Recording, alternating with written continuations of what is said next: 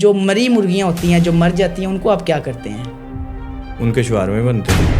अक्सर सुनने में आता है कि जो कंट्रोल शेड होता है उसका जो ज़्यादा माल होता है वो बीमार होता है और उसमें ऐसा वो नहीं सर, मैं अब छोड़ चुका हूँ। मुझे कोई लेना देना नहीं है उस फील्ड से। वो फील्ड ही ऐसी है भाई, बड़ी गलत फील्ड है। तो व्लॉगिंग में पिछले दिनों आपका कोई विकी पांडा के साथ क्या इशू चल रहा था? नहीं, वो इशू नहीं है। औरतों वाली लड़ाइयाँ हमारी। वायरल होने के लिए फैमिली अपनी जो है लाना कैमरे दिखाना चाहिए, वायरल होना चाहिए। मैं हम लोगों ने तो अपना पीएम कॉमेडियन लगा दिया था आजकल जो अडियाला में बैठा हुआ है, तो हम लोग टैलेंट की कदर नहीं करते। मैं शो ही छड़ देना। आपने बात ही गलत की। क्या गलत बात? जैसा लीडर अभी तक पाकिस्तान में नहीं आया मेरे ख्याल से, अभी तक मैं तो नहीं मानता। कोई है ऐसा दोस्त आपके? बहुत सारे हैं, मैं जितने भी मांगू दे देंगे। मैं एक अकाउंट भेजदा पिया 20 लाख रुपया उसे करी।